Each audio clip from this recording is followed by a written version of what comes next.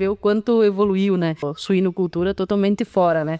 E talvez ali na tua região não tinha tanta essa demanda de HF, eu não sei como é que era, eu não conheço Constantino. Mas Atuante nelas. Quando eu vim para a Serra foi para fazer desenvolvimento de produto para uma multinacional. Então era uma visão, eu demandava mais tempo para isso, né? E depois a segunda cultura era tomate, a terceira era batata e depois... isso tem toda essa ligação por causa desse gasto energético da planta para floração mesmo, né? Então ela é que nem a gente, eu vou lá e faço uma cor. Está começando mais um VGSulcast, onde o agro das frutas e hortaliças ganha voto.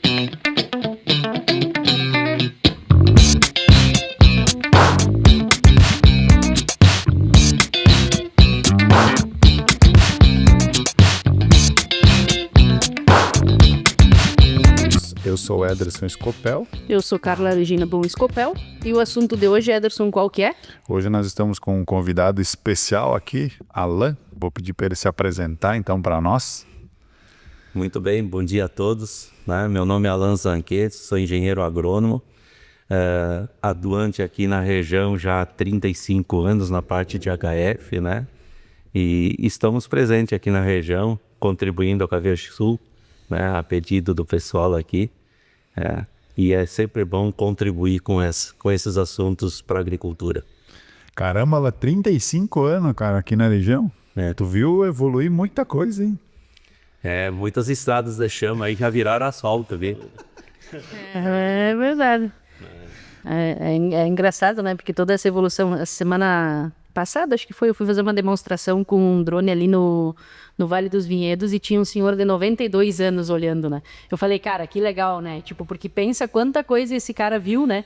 Que eu não vi, né? De evolução, de tudo na agricultura, né? E ele tava lá encantado olhando, né? Então, tipo, pra te ver o quanto evoluiu, né? E ver essa transformação, né? É legal.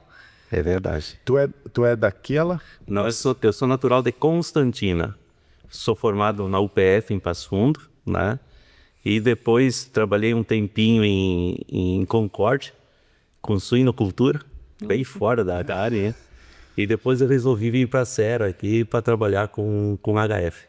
O que te chamou a atenção no HF, tipo, porque normalmente tu falou suinocultura totalmente fora, né? E talvez ali na tua região não tinha tanta essa demanda de HF, eu não sei como é que era, eu não conheço Constantino. Mas o que chamou a atenção de buscar o HF? No período que eu estava na faculdade, sempre foi uma atração, hortaliças e frutas, né? Então, os professores lá de frutas e fruticulturas, né? Eu sempre estava metido junto com eles lá, nas podas dos pêssegos, né? No plantio de algumas frutíferas, eu estava sempre lá metido junto. E sempre me atraiu o HF, né? Até porque no meu segundo grau, eu estudei na região aqui, né? Eu estudei em Canela. E lá no colégio nós tínhamos bastante HF. Então tudo isso começou a virar para o lado do HF, né? Então chegou uma determinada época que eu decidi, não vou trabalhar com HF. E vim para a Serra. Eram poucos agrônomos na HF aqui, na época que eu vim. Eram pouquíssimos, eram todos de fora. Agora tem uma imensidão de gente, né? Porque tem faculdades que formam agrônomos aqui na região, né? Então isso é muito bom, né? Normalmente muito profissional no trabalho, no setor, né? Alan, agora quando tu veio para a Serra exclusivamente, tu trabalhou, vamos dizer, HF são várias as culturas. Teve alguma que tu trabalhou mais, dedicou mais? Ou no geral tu sempre foi atuante nelas? Quando eu vim para a Serra foi para fazer desenvolvimento de produto para uma multinacional. Então era uma visão bastante ampla, né? Era geral, né? É claro que inserido sempre muito mais na parte de viticultura, né? Então a intenção em si dessa multinacional, ela tinha uma visão mais voltada à parte de videira, né? A parte de uva, né? E é onde que eu demandava mais tempo para isso, né? E depois a segunda cultura era tomate, a terceira era batata e depois vinham as outras culturas, né? Pelo rol de importância econômica, mais ou menos assim trabalhado, né? Mas a gente chegava na casa do produtor, por exemplo, o produtor é bem diversificado, né?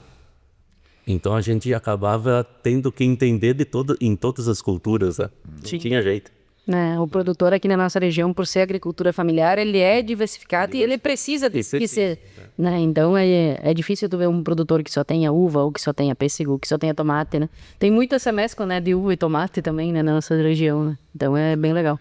Entrando no assunto, agora essa semana é uma semana de a parede já está com seus 15, 20 centímetros brotada e o frio não quer abandonar nós. Qual que é a dica que nós temos que deixar para os produtores que estão nos ouvindo agora, o de videira com relação a controle de fungos? Bom, eu diria o seguinte, ó, que primeiramente o produtor, ele já tem que começar a próxima safra agora, né? Nas estratégias deles de tomada de decisão.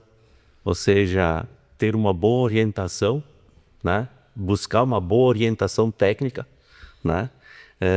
Para não cometer erros, porque a cultura não permite erros, né? Mas para essa condição climática que nós estamos tendo hoje, nós teríamos que ter um cuidado muito especial com relação à antracnose, né? Mas sem deixar de prestar atenção que o míldio está ali só esperando a condição favorável para isso, né? Porque tá chovendo, o fungo está presente, ele só está esperando a condição. E se nós vamos ver a fisiologia da planta, ela está na pré-florada. Daqui a pouco começa a florar. E o míldio vai estourar aí, porque a planta também se enfraquece no momento que ela entra na fase reprodutiva, porque ela canaliza muita energia para essa fase. Então a planta se debilita um pouquinho, né? E a condição do vegetal tá bem tenro, bem novo, né? Dá uma condição favorável para todas essas doenças fúngicas elas se pronunciar rapidamente. Mas nessa condição eu daria uma ideia de que presta atenção com relação à antracnose. O que tu falou ali sobre a planta se enfraquecer, né, nessa época que vamos dizer assim, que ela tá na floração, porque ela gasta muita energia, é bem interessante, né? Porque se tu falar, tem muito produtor que fala, não sei, tal doença entra agora na floração. Então isso tem toda essa ligação por causa desse gasto energético da planta para floração mesmo, né? Então ela é que nem a gente, eu vou lá e faço uma corrida de 50 quilômetros, eu tenho um gasto energético e provavelmente eu possa pegar alguma doença se eu não me cuidar, porque eu gastei muita energia num tempo muito curto, né? Isso aí. E agora, no nosso linguajar aqui, míldio é bufa, né? Bufa, isso aí. Isso aí, né? E varola? Varola é antracnose. Tem que traduzir, né? Tem que traduzir aqui, né? Não, tá certo, tá certo. E dentro dessas todas doenças, qual que é a que está mais predominante hoje? Num ciclo desses 35 anos, ou enfim, 10, 15 anos que tu trabalhou dentro do setor, qual que foi a que está dando mais dor de cabeça de lá até hoje? Olha, dependendo do ano, o míldio sempre se sobressai, né? E depois vem as podridões, né? E tem as doenças oportunistas, né? Que a gente fala que são as oportunistas por causa dos períodos bastante curtos, que são que nem a varola, por exemplo, e a própria escoriose, né? A escoriose em si, ninguém está dando a devida importância para ela. Mas nas variedades mais comuns e na podação mais rasa, a escoriose tem a sua relevância. Por quê? Porque a escoriose, quando atinge, é uma doença fúngica que atinge as gemas, né? E ela inviabiliza a gema basal dos ramos. Então isso, se a gente começar a ver, por que tem tanta falha nessas gemas basais? É a escoriose que tá agindo aí, né? E qual que é o sintoma da escoriose no galho, por exemplo? Olha, ela se diferencia da antracnose visualmente, assim, por ela apresentar um um diagnóstico assim, vamos dizer um diagnóstico, um tipo de uma rachadura, né? Ou seja, parece que rachou o galho, porque ela ataca no sentido dos vasos condutores, né? Então ela sempre vai aparecer que rachou o galho ali, né? Mas é um escurecimento longitudinal do galho. Diferente da antracnose, que é um escurecimento, né, meio que arredondado. Mais afundado? Mais afundado, tipo tiro de chumbinho, né? Mais ou menos assim, né? É uma característica do fungo atacar em forma de anel, né? E daí a escoliose, quando ela começa, parece um risquinho preto. Isso aí, parece superficial. Aí ela vai entrando ali no galho. Isso aí. Então, a escoliose, tu vai começar logo no início, então. Logo no início. Eu diria o seguinte, ó, dentro da estratégia de controle, quando a gente optar por controle tradicional, né, ou se não, como é que a gente pode dizer, normal, né? Eu diria que um tratamento de inverno sempre é bem-vindo, no mínimo 2 tratamentos de inverno, né? Com um pouquinho de cobre, um pouquinho de enxofre, excelente para fazer. Né? Se não quiser usar as caudas sulfocáusticas, esse tipo de coisa aí, tem cobres excelentes, não precisa exagerar nas doses, entende? Para não provocar uma fitotoxicidade no solo, coisa parecida, né? Mas os 2 tratamentos na época de inverno é de suma importância dentro da estratégia de controle de doença, porque o que acontece? Os cobres, no modo geral, eles são eradicantes, né? Ou seja, eles matam a sementinha do fungo, né? Que nós chamamos de esporas, né? Então, todos os fungos, ele não tem seleção, mais ou menos, ele vai detonar todos. E todas essas doenças que com começar o ciclo, ele tem uma ação boa, né? Porque o que acontece? Se a gente olhar assim, pô, brotou. Aquele broto, aquela gema que está inchando, né? Ela tem um formato de uma rosa. E quando estoura, o esporo estoura, por causa das condições climáticas, ele esporula e essa sementinha cai dentro dessas vincas desta rosa, que vai atacar onde? Vai atacar as bases, por exemplo, que nem a varola, vai atacar lá na base. Por isso que os danos são lá na base, porque estourou lá, que nem se fosse uma pipoca, e entrou fungo lá dentro. E teve a condição perfeita para ele se desenvolver e atacou lá. A escoliose é a mesma coisa. Então, quando nós temos uma condição que nem está hoje, úmido, chovendo, né, frio, o que acontece? O esporo da antracnose ou da varola estoura. Ela estoura e contamina. Aí ela vai colocar as raizinhas, que nós chamamos de micélio. E esses micélios vão entrar por os estômatos, né, que são as portas de respiração do vegetal, e vai atacar lá dentro. Aí dá lesão, que nós vamos enxergar a lesão. Então, quando a gente enxerga uma lesão, não é que tu está fazendo um tratamento preventivo. Tu está fazendo um tratamento que é curativo e eradicante. Que já não é mais preventivo. Já foi. Então, por que o milho é importante na nossa região? Porque ele é extremamente rápido, o ciclo dele. Naquela condição climática que diz que do Dia dos Santos Mortos, né? É uma preocupação aqui na região tradicional, né? Os mais antigos, né? Porque nessas épocas aí é onde que tem a condição muito favorável para esse fungo. Se a gente vai ver, alta temperatura, alta umidade, e a planta está naquela fase dela onde que ela está com a imunidade dela baixa por causa da vegetação dela, né? da fase vegetativa, que é reprodutiva, né?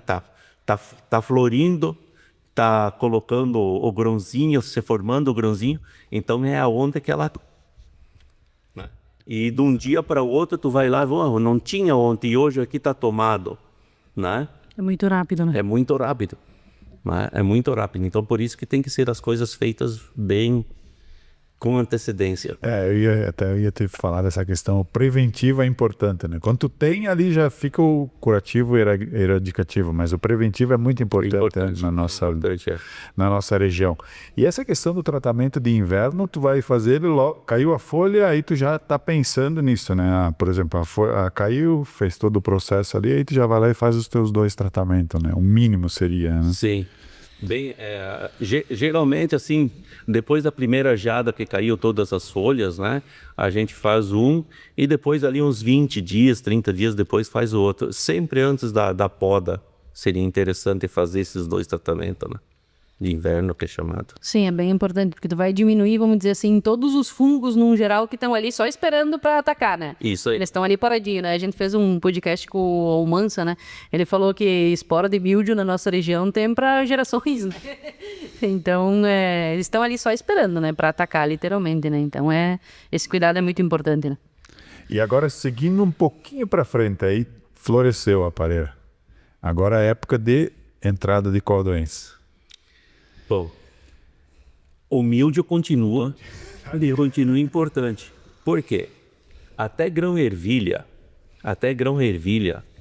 os grãozinhos de uva, eles ainda têm baixa camada de serosidade e os estômatos deles tá totalmente aberto. Nessa fase até grão-ervilha, entra o chamado negrão, que nada mais do que o míldio. Né? Que entrou ali dentro e ele não conseguiu mais sair para fora, porque os estômatos fecharam no grãozinho, e a camada serosa se formou por fora do grão.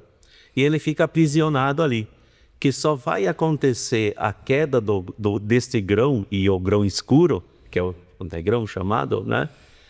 Lá quase que no final do ciclo, que tu vai lá e sacode um pouquinho a pareira, cai todos os grãos no chão. Por que ele está caindo? Porque os micélios, as raízes do fungo, eles foram para a entrada de nutrição do grão, que é bem ali na junção, onde que ele está, no pedúnculo, onde que ele está preso, né? Então, tipo assim, ele foi ali e terminou o ciclo dele aí, porque o próximo ciclo acontece lá na terra. Caindo grão na terra, nós temos guardada a semente para o próximo ciclo da doença, para o outro ano. A doença, ela é inteligente, muito mais do que nós. Sim. Né? Essa, te confesso que eu não sabia, que ele caía lá embaixo e ele fazia essa... Ele vai ter um outro ciclo no outro ano, porque ele tem a nutrição ali. Então ele vai ficar ali em latência e depois... Fingindo que ele nem tá aí, ainda boa. Nem tá aí, mas é a ideia, cai ali, daí surge novamente. Sim, porque daí às vezes até o produtor pensa, eu derrubei os grãos ali, não ficou mais nada com contato com a pareira e tá tudo salvo pro próximo ano, mas o ali do chão também... Ele ali no chão, ali ele é um problema, ele tem que apodrecer rápido. Então, num ano de baixa incidência de chuvas que não apodrece, né? Vai ser um problema futuro. E as podridões, né? Depois, ali nessa fase, as podridões, a gente diga assim, tanto a podridão cinzenta, né? Que é o botrytis, como também a glomerela, né? Que é aquela a podridão de pastas secas no final do ciclo, que tem atacado bastante variedades de uvas comuns, inclusive, né? A Bordeaux tem sofrido bastante com essa doença aí, né? Os cuidados começam no inverno, mas aí na florada tem que ter um cuidado para essas doenças aí também, né? Então, se vai pegar botrytis, por exemplo, botrytis ataca cachos na pré-florada, né? E vai atacar cachos lá no final. Então, olha a época, né? A janela de atuação dessas duas doenças, elas são bastante ampla, né? Sim, tem toda uma estratégia para montar, né? Não é, começou a aparecer botrytis, agora eu vou pulverizar, né? Tinha que ter começado lá atrás, agora. Por isso, Edson, que é importante sempre ter Importante sempre ter uma pessoa técnica que te auxilia na escolha da estratégia que você vai usar para os teus vinhedos ou para a tua cultura. Porque essa estratégia aí, ela envolve conhecimento de química, né? E também de conhecimento do histórico da tua lavoura, que é diferente da do vizinho. Entendeu?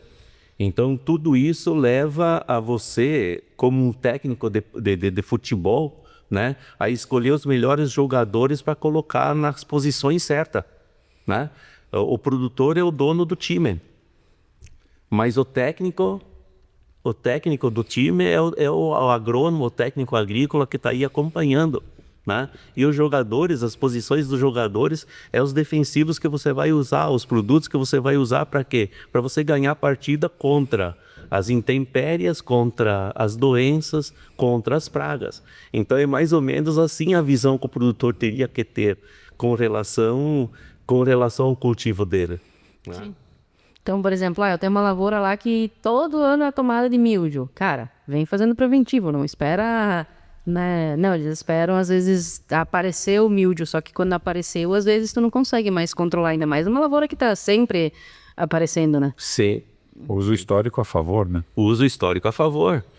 O histórico, a posição geográfica que ela tá, topográfica que ela tá, a tua forma de fazer a aplicação, tudo isso aí tu tem que usar a favor, porque na verdade para a condição, para uma doença atacar a cultura, ela sempre precisa de um tripé. É de um tripé. Se tu pode falar com qualquer fitopatologista, eles sempre vão te falar assim, tem o tripé da doença, né? Que é o quê? Que é a doença que está ali, que nem foi comentado, você vai pegar e fazer uma filtragem no ar nessa época aqui, a gente encontra esporo de míldio a fuzel, né? Chega a tapar o filtro. Né? Então tem o esporo, a doença, tem a cultura que está sempre aí e tem a condição climática para isso. Então, na verdade, faltou condição climática, beleza. Mas qual dessas aí que você tem dominância? Nenhuma delas. Tu pode interferir aonde? Tu vai interferir sempre na posição climática que você vai fazer o quê? Colocar os produtos para que amenize essa interferência. Porque a cultura não tem, não quero que tenha doença, então arranca fora. Sim. O fungo vai estar aí, tu não tem controle de você fazer pulverização no ar para matar todos os fungos. Mas na condição climática você tem como. Então hoje você tem os aplicativos para você ver tudo isso, né? Para você ter tem uma semana para você tomar uma decisão. Opa, vai chover, tá chovendo hoje, mas está no meu 5º dia de fazer a aplicação. Eu teria que ter feito ontem a minha aplicação ou vou esperar depois da chuva? Essa é uma pergunta que a gente sempre faz. Né?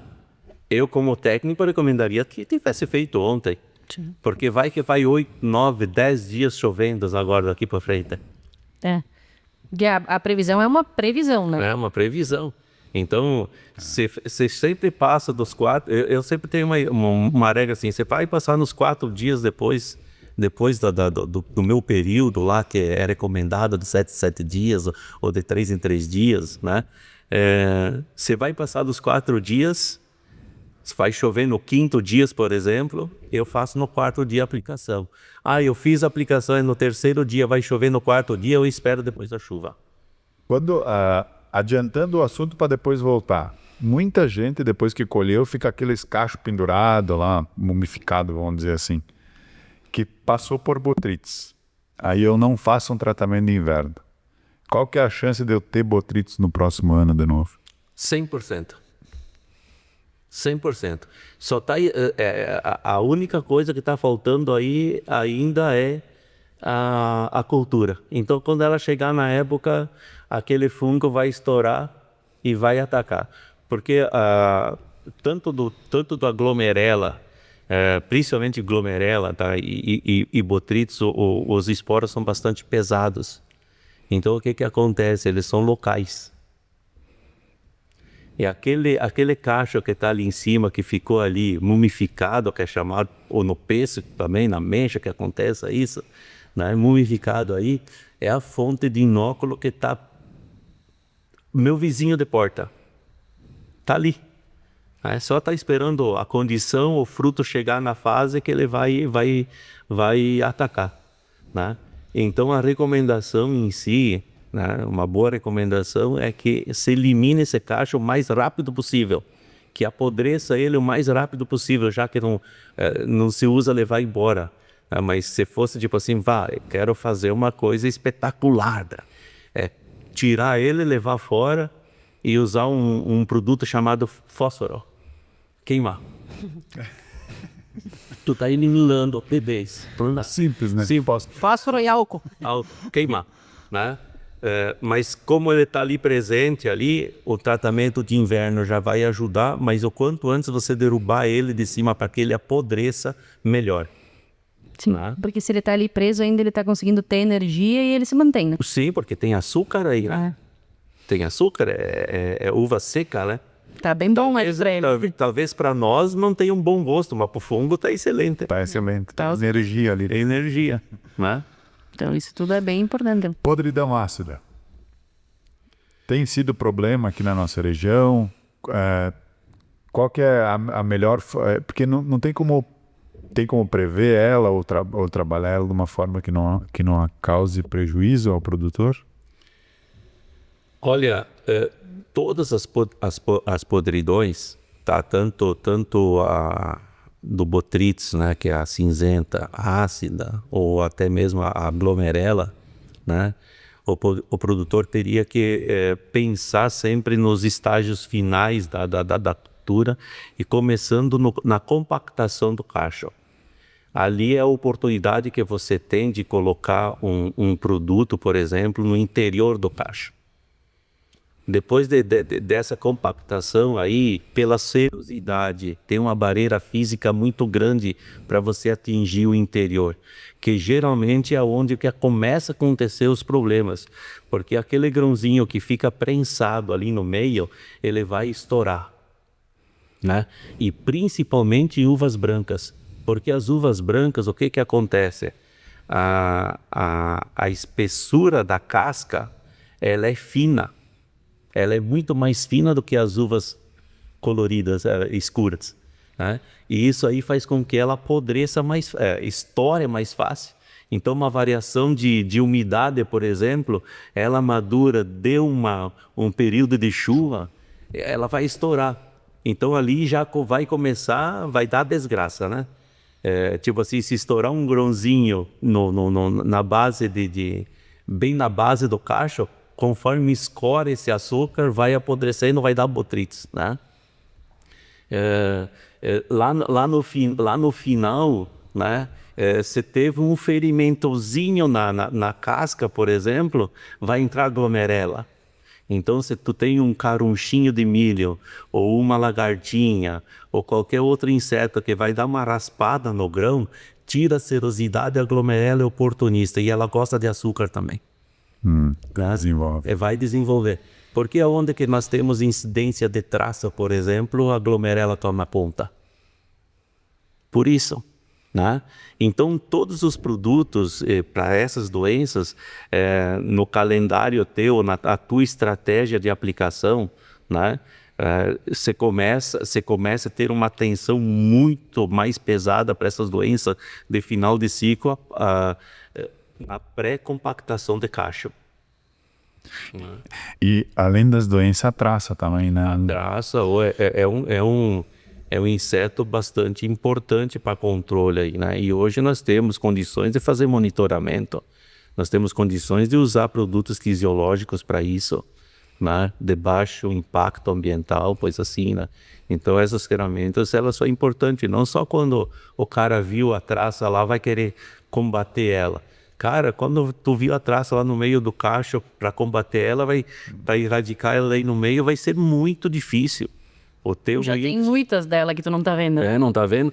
E tua chance de sucesso reduz bastante, né? Porque a traça, ela faz aquela teia ao redor para se proteger, né? E para entrar um inseticida ali dentro é muito, muito difícil.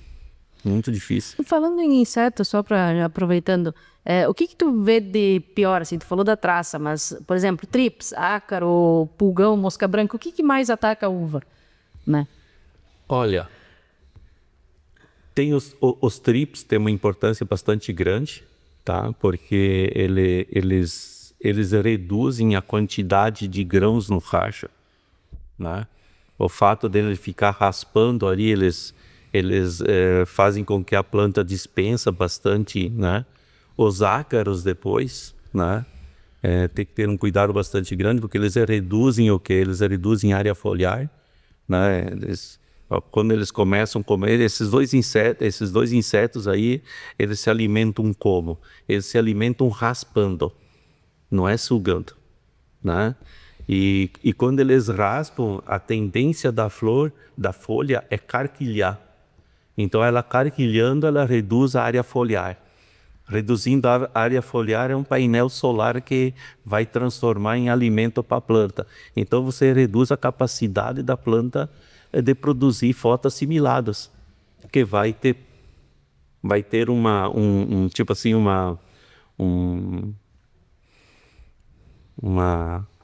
ação em cima da tua produtividade e da tua qualidade lá no final. Sim. É uma consequência. A folha é muito importante, porque é através, basicamente, da folha que a planta consegue se alimentar através da fotossíntese. Isso aí. Então, se eu tenho menos área foliar, menos alimentação eu vou ter, menos produtividade, ou, sei lá, menos grãos maiores, enfim, né? Tudo isso vai influenciar lá no final. Né? E tem outras coisas que nós também ainda não...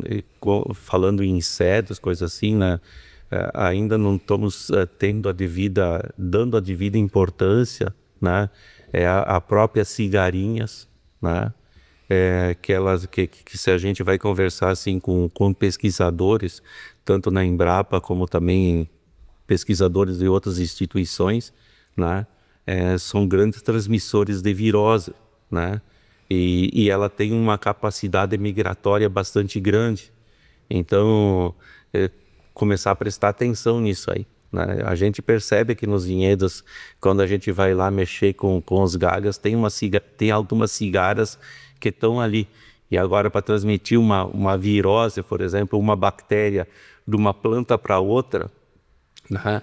Ela pode ser um vetor bastante importante para isso. Mas isso demanda pesquisa ainda, né? Mas fica o alerta aí. São algumas pragas novas que estão vindo. Estão vindo. Novas para a cultura, né? É nova para a cultura. Se tu falar a cigarinha do milho, por exemplo, né? Né? Mas para a cultura da uva já não se fala tanto, né? A própria mosca branca para nossa região não é problema. Mas se você vai para o cerrado, é um problema na videira. Sim. Né? É um problema. E se tu vai para outras culturas, por exemplo, tomate, batata, para nós aqui, é um problema sério. Esse ano a gente teve, né, São Paulo lá, por exemplo, teve muita incidência de mosca branca no tomate, né, teve lavouras que terminou, né, e aí até um dia nós estava comentando, né, sobre o benefício da gente ter o frio aqui que iria matar, né, que matar... Não mata mais. Não mata mais, né, a gente falou isso, tipo, numa semana, naquela semana a gente foi ver uma área de tomate cereja, acho que era, né, cara, lotado de mosca branca, entendeu? E que não é mosca, né? É uma borboletinha, é uma borboletinha. Ela ganhou o apelido de mosca, mas é uma borboletinha. É uma borboletinha. E transmite virose ao tomate, pelo amor de Deus.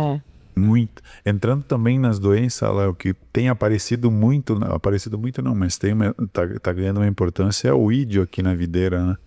Que, teoricamente, há 5, 6 anos atrás não se dava muita atenção a isso. Agora, a última safra, claro, principalmente em uva coberta, né? Mas tem se aparecido muito o ídio aqui, né? O produtor até se vê meio, como é que faz? Acho que é até legal, se o Alan puder ter cortando, né? Mas se puder explicar a diferença entre míldio e ídio e a condição climática, né? Porque a gente sabe que os outros dois vetores a gente tem, né? Que é o esporo, né? Ali da doença e a cultura, né? Mas o clima, o que muda de um para o outro, né? Tá. Se nós falarmos, tipo assim, o ídio e míldio, tá? Geralmente, isso aí é questão de concurso, tá? Geralmente, o míldio, ele dá embaixo da folha. Porque esporos, certo? condições climáticas, alta umidade e alta temperatura. Tá? Isso é um diferencial do míldio e o ídio. O ídio, em cima da folha, lado de cima da folha, tá? Pode atacar cachos também? Pode, quando está na fase inicial, desde a condição climática seja favorável, seca e alta temperatura, né? Então, quando eu tenho baixa umidade relativa do ar ou não chove, o ídio toma conta. Ele toma conta. Então, por isso que debaixo de cultivos que sejam protegidos, a incidência ela é muito maior, né? Ela é muito maior, né? Então, e os fungicidas geralmente que são bons para o ídio, eles não são bons para o míldio, né? Então, são dois opostos, né? Que você tem que ter na tua estratégia, de controle dessas doenças é muito bem estabelecida, né? Por isso que sempre uma orientação técnica neste momento de escolha de produtos, nesse momento de ver o que é e o que não é para o teu cultivo lá particular, ele é importante na tomada de decisão. Sim, então se a gente for entender, que nem o Ederson falou, né, a gente não via tanto ídio, por que a gente tem visto mais na nossa região, né, esquecendo a parte da uva coberta, por exemplo, das culturas em estufa, né, justamente porque eu acho que a mudança climática que a gente tem, está acontecendo, né, a gente tem visto isso, né, se a gente for falar na nossa região, não era costumeiro ter secas, né, e de um tempo para cá a gente começou a ter seca, então se o ídio precisa de calor e seca, a gente também está dando isso para ele agora, né. É bom para a cultura, para nós termos bons vinhos, né? Bons sucos, né? Quando dá uma estiagem no final de ciclo, né? Mas para a doença, para essa particularmente, é um problema, então tem que ter cuidado. E principalmente esses produtores que têm uvas cobertas, que têm a finalidade de quê? A finalidade de comercializar ela em caixota, né? Ou seja, encaixotada, né? Em natura. Então, ela é uma doença que reduz a área foliar, né? Reduzindo a área foliar, você não vai ter uma boa graduação, ou seja, teu produto final, ele fica comprometido. Além de que se ela começar a atacar a parte externa do fruto, né, das bagas, aí ela vai dar um aspecto bastante não atrativo visualmente para a comercialização. Vai ficar tipo um pó. Um pozinho. Né? Então a uva é rosada e tem um pó branco em cima. Assim. Quando a gente olha para esse aspecto, né, olha a importância da tua orientação técnica nisso aí. Por causa das carências dos produtos, começa a ficar próximo da colheita, né? Daqui a pouco você usa um produto que tem uma carência muito grande, né? E te afeta a comercialização lá no final da cadeia. Tanto in natura como também na vinificação. Né? Porque você vai usar alguns produtos aí, por exemplo, que tem uma carência grande e você vai usar para vinificação, que vai estar presente depois lá no mosto, né? Que para a indústria vai ser um problema.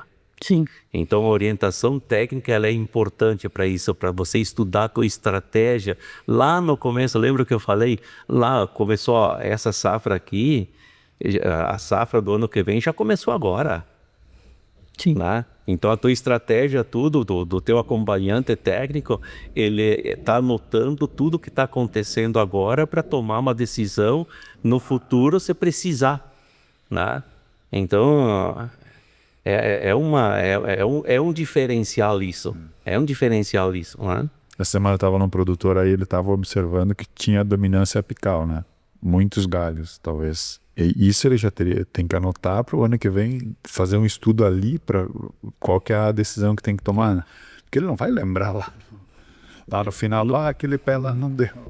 Sim, não deu, não marcou, né? Esse é papel do assistente tá acompanhando, né? E sem contar que também a posição de terra, né? O meu perfil de terra é qual? Né? Aqui a pouco em cima daquela pedra, não, aqui mais fértil, né?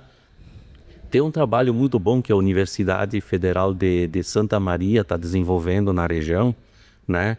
Que é ter uma recomendação localizada aqui para nós, né? Isso aí é uma iniciativa excelente que eles estão tomando, né? Eu tenho um colega de faculdade que ele é diretor do curso de agronomia lá em Santa Maria, e ele é de solos, né? O colega formado junto comigo, tá lá Desenvolvendo esse tipo de trabalho junto com eu esqueci o nome dele, Bruneto. o Bruneto, né? Então são profissionais que estão se dedicando para que nós tenhamos uma recomendação de fertilidade para essa nossa região, para essas nossas condições climáticas e de terreno, de topografia e de cultura também. Que é extremamente importante. Extremamente importante. Isso aí faz parte daquela agricultura de precisão chamado, né? Que hoje é muito importante. Qualquer coisinha, né? Não tem mais tanta margem para queimar quanto se tinha um tempo atrás, né? Tu sabe que as decisões estão sendo tomadas nos detalhes agora, né? Estão sendo tomadas no detalhe, porque se a gente vê no tempo dos nossos avós, se colhia o que se colhia e pronto. Mas se vivia naquele jeito. Sim. Hoje, por exemplo, os nossos custos aumentaram, né? E os nossos custos familiares aumentaram, e a gente ter peito na mesma área de terra. Então não dá para se gastar à toa e não dá para se perder produção, né? Então tudo isso é importante que o agricultor tenha em mente, né, na hora da tomada de decisão. Por isso que as estratégias elas são feitas antecipadamente para que você não corra risco de você errar lá na frente, né? Para reduzir o máximo possível o risco de você errar a estrada. É a história do GPS, né? Por que eu vou sair de casa para fazer uma viagem para o Mato Grosso que eu não sei aonde que mora tal pessoa, só pedindo informação, imposto, ou indo pelas placas teimoso, sem querer saber, pedir informação. Bom, pega e liga o GPS aqui e já coloca o endereço do cara lá que vai me dar a melhor rota para eu sair lá. Sim. Hoje a gente tem ferramentas Tem para ferramentas para isso. Uma vez para, sei lá, saber qual que era a previsão do tempo, ou tu tinha que ficar ouvindo rádio, ou tu tinha que ficar assistindo a TV naquele momento, ou sei lá o quê, né? Hoje, cara, tu abriu o teu celular, tu bota ali, 5 minutos que tu parou, tu não precisa mais esperar aquele tempo, né? Em casa, tá em casa. Tu sabe que uma grande preocupação que você tem com todas essas tecnologias é a enxurrada de informações que você recebe. Muitas delas talvez não verdadeiras, mas muitas delas verdadeiras. E o produtor, na maioria das vezes, não está conseguindo assimilar ou interpretar isso, né? Ali que entra o papel de quem? Do especialista, do técnico, do acompanhamento. Sim. Do consultor técnico, né? Para digerir isso e te entregar pro produtor, isso aqui é assim que acontece. É desta forma que está acontecendo nesse ano para ti. O ano que vem talvez seja diferente, o resultado vai ser, o dano vai ser o mesmo, mas as condições que tu está tendo está sendo diferente. Então nós temos que se precaver para isso, né? Olha só, agora está começando um impacto bastante grande na mão de obra na colheita, né? Já vem há um tempo, mas agora começa a cada vez mais se difundir colheita mecânica. Excelente ferramenta. Eu acho que nós estamos na rabeira dessa tecnologia, né? Porque as outras culturas já vêm há mais tempo tendo isso, né? Mas vem um problema junto. Aquele sarmento que fica pendurado lá com açúcar lá, ela não é fonte de inóculo para a próxima cultura de botrites, de glomerela e de podridões ácidas? Presta atenção. Tu tá deixando um foco lá e outra. E exatamente numa fase que depois da colheita não se dá grande importância na cultura. Cara, eu vou te dizer o seguinte, não vai muito tempo que nós vamos fazer 2 aplicações de fungicida depois da colheita com mecânica. Por causa da doença que tá ficando ali em cima. Sim. Sim, que é o que já faz na maçã. Tipo, tu tem que continuar prosseguir pulverizando para... Exatamente. Ó, vai pela vamos, eu tô tendo aqui uma visão bem lógica do negócio, né? É tipo assim, pô, eu colhi, o que fica aquele pedacinho lá do centro do grão no cacho lá em cima? Né? Pedacinho de casca, açúcar, fica tudo ali. Fica tudo aí. Quem que gosta de açúcar? Além das abelhas. O que nós estávamos falando antes. A glomerela gosta de açúcar, o botrito gosta de açúcar, podridão ácida gosta de açúcar, é alimento para ela. Tá tudo ali para ela. Tudo ali. Deixamos o cacho passar o inverno todo ali em cima com essas doenças aí. Daqui a pouco não é importante uma aplicação para essas doenças nessa fase pós-colheita? E que é muito mais fácil, porque daqui a um pouco vai ter gente que vai falar, não, vou passar a colher todos os caixinhos, não sei o que, sempre vai ficar algum ainda para trás. Hein? Sim. Cara, é mais fácil tu dar uma passada ali, né, uma pulverizada e tá resolvido, vamos dizer assim, né, ou diminuído o problema, né? Pode até colher esses cachinhos. Mas ainda vai ficar os quebradinhos da nave. Aqueles quebradinhos, eu digo assim, depois de ter acabado a tua colheita, de fazer essa tua aplicação, né? Vai ter 2 grandes benefícios. Você vai reduzir manchas foliares por essa aplicação, que é aquela queda precoce das folhas. Ou seja, você vai estar deixando as folhas mais tempo em cima, elas vão fazer mais fotoassimilados, vão engrossar mais as gemas, e isso vai te aumentar a produção. E vai brotar mais regularmente. Sim, porque tu deixa a planta dormir com energia, literalmente. Energia, exatamente. Você pode olhar, o vinhedo que cai precocemente as folhas, ele vai brotar desuniformemente. Ele vai brotar muito mais nas pontas. As gemas basais não têm energia suficiente para... porque os hormônios, não teve a formação de hormônios, tudo isso. Então, quanto mais tempo ficar a folha em cima, mais hormônios ela vai guardar nas gemas. Mais nutrição ela vai guardar nas gemas e na casca, né? Porque é ali onde que fica, né? Sim. É ali onde que fica no inverno, né? Nesse período aí. Então, essa estratégia, talvez, nesse pessoal que está começando a colher com máquinas e que tem a tendência de se ampliar isso, né? É uma observação que já temos que começar a tomar como técnico. Sim. O cara que não colhe com máquina, seria bom ele fazer de qualquer forma, porque pode ficar ainda ali algum inóculo também? Ou tu acha que daí nesse caso não? Eu acho que sempre... Eu, como produtor, já fui produtor de uva, tá? Uva encaixotada lá em Cascavel, no Paraná. Eu sempre fazia aplicação pós-colheita de fungicida, principalmente para doenças de final de ciclo. Para quê? Para que se mantesse a folha o máximo possível em cima da planta. E, porventura, se te ficasse para trás alguns cachinhos que as abelhas comeram, esse tipo de coisa, eu conseguisse controlar algumas doenças fúngicas, tipo botrites, esse tipo de coisa aí. Porque os fungicidas que se usa para essa fase aí, eles têm essa gama de atuação em si. Sim, eles são de amplo aspecto. Amplo aspecto, né?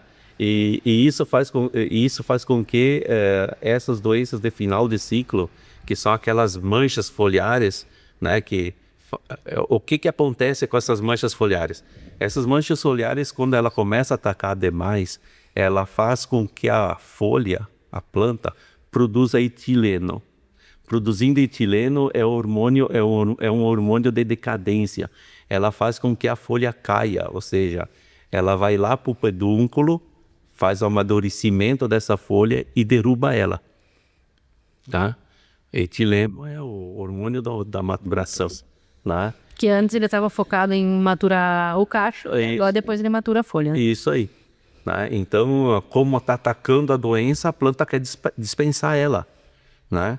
E a folha é importante, né? A folha é importante para todos esses fatos que nós falamos anteriormente. Né? Agora que nós estamos no final, Alan, até onde, final do ciclo da videira, até onde o cobre ajuda e ele prejudica? Eu quero falar da dosagem, por exemplo. Eu sei que hoje o nosso solo tem muito, que nem diz o professor, um dia tem cobre para fazer panela no solo, né? E aí, qual que é a estratégia boa? Porque muita gente ainda não confia no cobre líquido porque ele não pinta tanto quanto um sulfato com cal, né? Mas hoje mudou muito, né? Eu diria o seguinte, ó, as contaminações dos solos por cobre, elas são cumulativas, né?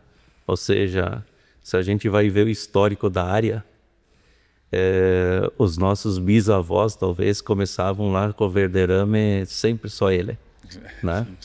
E em altas doses, altíssimas doses. Se você vai ver o recomendado, o recomendado seria de quilos por hectare, né? E nós colocamos que mais do que isso, né? Quilos por 100 litros. Quilos por 100 litros. Não. E outra, as tecnologias estão aí, né? Inclusive para esse produto, né? Então, não significa que pintar ele tem controle. Senão nós passávamos só tinta, né? E pronto, está controlado, né? Agora, passar no momento certo, na dosagem certa e os melhores produtos que tenha no mercado que encaixa tecnologia em cima para você reduzir a quantidade de ingrediente ou de produtos livres que caiam no solo, isso é de suma importância, né? De suma importância. O cobre seria um produto que nós teríamos que ter na nossa estratégia de aplicação, sim, mas não exagerar. Mas só porque ele é bem baratinho, vamos fazer 10 aplicações. Não, para. Né? Olha os efeitos negativos que ele pode me dar para a cultura lá embaixo no solo, que é difícil de tirar depois. Né? E não só para a cultura que está aí, para as culturas futuras. Sim. Não me deixa o sistema radicular desenvolver, a planta desenvolver, aquela planta que eu vou querer repor lá depois não me desenvolve direito. Né? É muita informação que o produtor teria que ter anotadinho para, com certeza, viabilizar tudo isso. Às vezes é o que tu falou, não é só o preço que vai fazer com que, porque é mais barato eu vou usar mais, mas não é isso, né? É uma questão de funcionabilidade, né? Sustentabilidade também. Sustentabilidade. Porque eu preciso que a minha lavoura esteja produzindo ano que vem também. Se eu matar ela, eu vou salvar a fruta, mas eu vou matar o solo. Faz sentido, né? Tu só imagina o seguinte, que se o teu bisavô tivesse pensado, não tivesse pensado nesse jeito assim, ou se nós não vamos pensar nesse jeito para os nossos tataranetos. Cara, aonde que eles vão viver? Com que eles vão viver? Do quê? Do que eles vão viver? Se esse é o pedaço de terra que eu tenho, ó. Eu vou me mudar para outro lugar, mas outro lugar também está pensando do mesmo jeito. Entendeu? Então, se eu tenho meu solo contaminado por cobre, né, ele não vai produzir. A minha família vai ser prejudicada com isso no futuro. Tá? Porque é legal, porque hoje muita tecnologia que vem da Europa, ela já vem livre de alguma coisa, né? Tipo cloro e sódio, adubo, vamos dizer. Porque lá eles estão sofrendo. Eles estão sofrendo? Eles estão sofrendo, eles começaram antes lá a fazer as coisas, né? A gente tem que se basear no mais antigo, ver para não sofrer o que eles estão sofrendo. Exatamente. A partir dali tu começar a se guiar. Exatamente. Né? Carla, mais alguma? Não, acho que é isso aí. Então, para mim, na verdade, acho que vamos fazer um resumo do que a gente falou, né?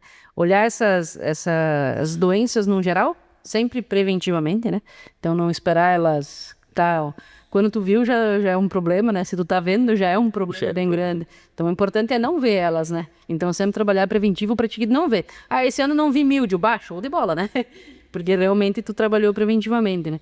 Acho que fazer o pós-colheita, né? Seja de fungicida ou de algum produto para manter mais a folha, né? Também acho que é importante. E tratamento de inverno, né? Acho que se a gente resumir assim, acho que são coisas bem interessantes. E o clima, né? Se vai chover e vai ficar muitos dias sem pulverizar, pulveriza antes, né? Então, acho que é importante esses... Dá para anotar um caderninho de filme. Exatamente. Foi bem interessante. Alain, muito obrigado. Tu não vai fazer a pergunta final? É que eu faço a pergunta final. Se tu tá há 35 anos no mercado, né? A gente sabe que a galera nova, tu falou da questão das faculdades aqui, tem várias, né? O que a gente vê, porque a gente está sempre buscando pessoas, é que as faculdades daqui estão incentivando muito grãos. O que eu acho um negócio meio engraçado, porque a gente não tem tanto grão aqui na nossa região. Mas a gente sabe que o HF, ele não é uma coisa que chama muito atenção, tanto que lá no início eu te pedi por que tu veio pro HF, né? O grão, as grandes culturas, elas enchem mais os olhos do pessoal que está se formando. O que tu diria para quem está se formando, para quem está estudando, para quem está procurando alguma coisa no ramo agrícola, o que tu diria para eles que faz com que eles vejam o HF de uma forma diferente e que eles se interessem por eles? O que te fez tu vir? Tu já contou lá no início, mas o que tu diria para essas pessoas para encher os olhos dela e trazê-las para esse mundo que é tão legal que a gente vive, né? É muito mais fácil grãos. Porque é quatro aplicações, 3 produtos e pronto, né? HF te exige muito mais conhecimento. Muito mais conhecimento. Então, o que é? É se preparar bem. Um cara bem preparado em HF, ele pode atuar em qualquer cultura, em qualquer lugar do mundo. Um cara muito bem preparado em cereais, cara, ele não consegue trabalhar em HF. Ele não consegue, porque são muitas variáveis na mesma propriedade, né? O que me trouxe para cá é a aproximação com o produtor. Que nos cereais, geralmente, quando você vai para grandes propriedades, você nem conhece o dono da terra. Mesmo como funcionário dele lá, ele vem ali, de vez em quando, olhar de avião por cima e vai embora, né? Mas aqui é muito mais família, aqui é muito mais olho no olho, sabe? Nossa, acordou. Exatamente, né?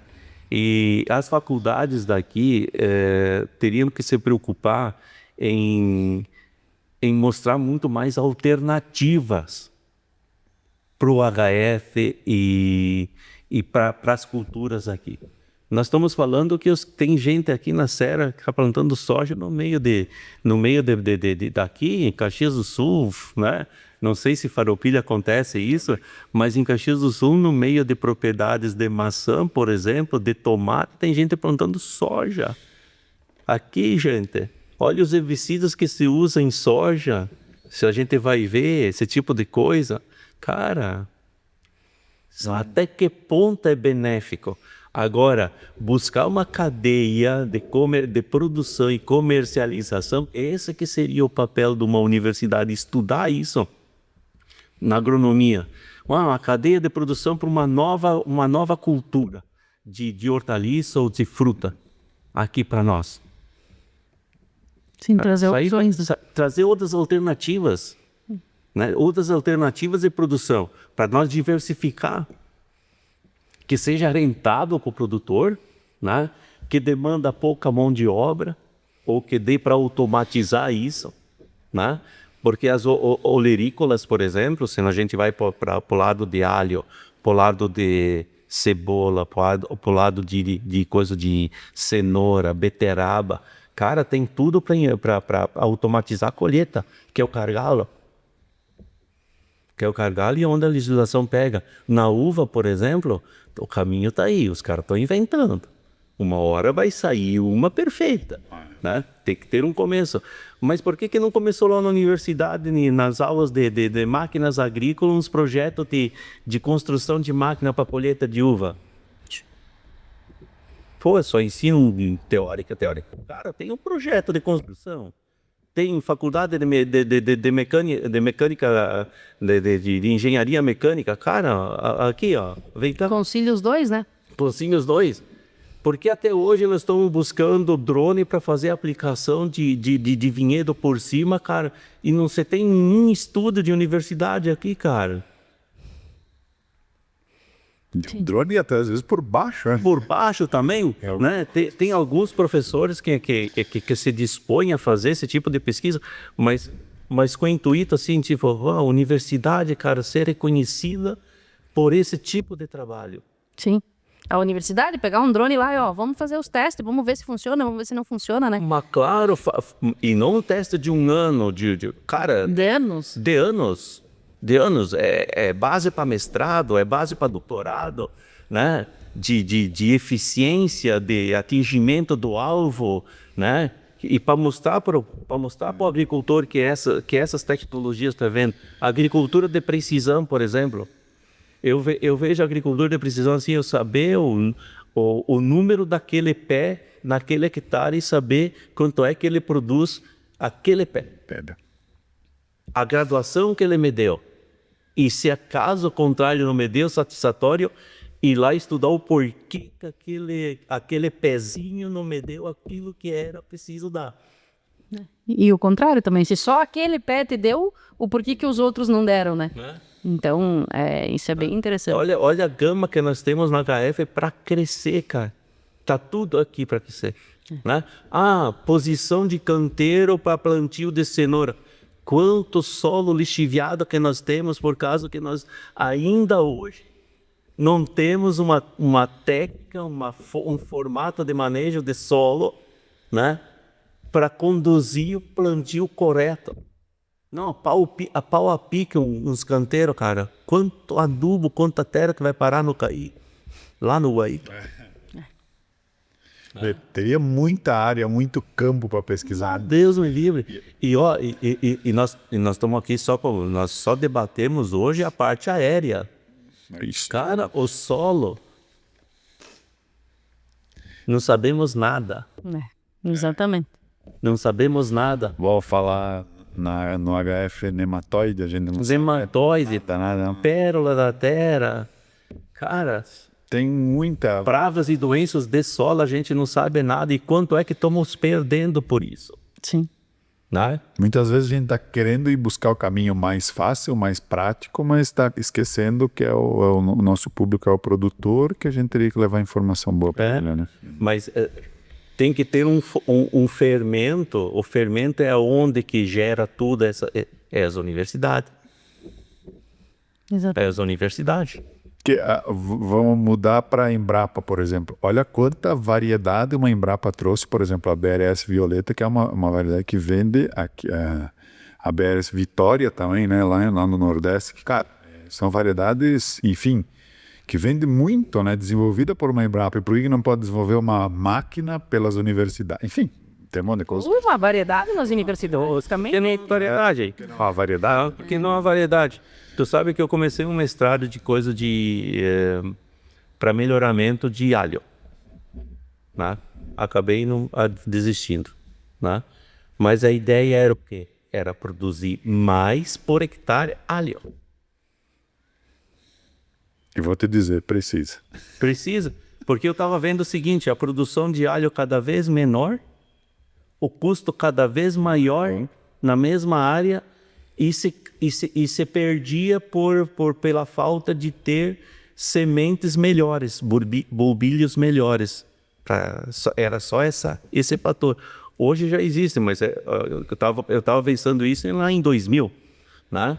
Que era cultura de tecido de livrar os bulbilhos de doenças e viroses, né? Né? Sim. Mais um assunto, ela. Nessa carreira de 35, né? Vamos lá. Tem bastante. Vamos lá. Bom, Só agradecer, muito obrigado, ela, por disponibilizar teu tempo. Vim até Farroupilha aqui para nós gerar esse conteúdo para quem vai nos ouvir. eu que agradeço a oportunidade de vocês aqui, né? De você, de você, Carla, né? Por essa oportunidade, tô aberto para novos convites, se vocês quiserem, né? E para os produtores que me conhecerem e quiserem também contactar, estou aberto a isso. Meu número de telefone sempre continua o mesmo, né? Desde 99 é o mesmo telefone, o meu primeiro celular e ainda continua. Tá aí, né? Eu sou tradicional nisso, tá aí, né? E estou à disposição desse público agrícola da região aqui, né? De braços abertos para colher tudo isso. Beleza? Muito obrigado. Muito obrigado, Carla. Gostaria de agradecer a todas as pessoas que estão nos ouvindo e nos assistindo. Até lá, desejo a todos um plantio próspero e colheitas abundantes. Muito obrigado por nos ouvirem e até a próxima.